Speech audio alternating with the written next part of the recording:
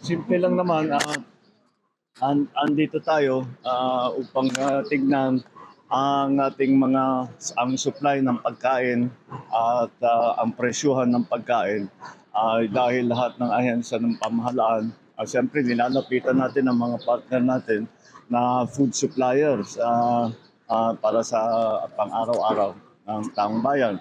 At kami naman, nakita naman ninyo, ito, isa lamang ito, 10% pa lang ito sa kanilang stock. Ibig sabihin, hindi lamang ang Century, kundi ang iba't ibang mga food processors at saka retailers ay maayos naman ang stock natin.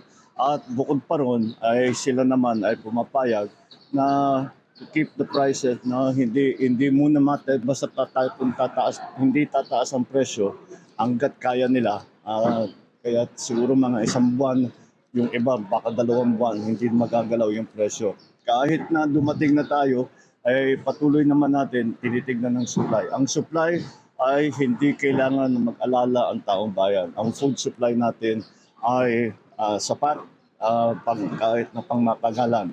Ang presyo natin ay kagaya, kaya magpapasalamat tayo sa mga private sector kagaya ng Century na sila ay pumayag na wag itaas muna.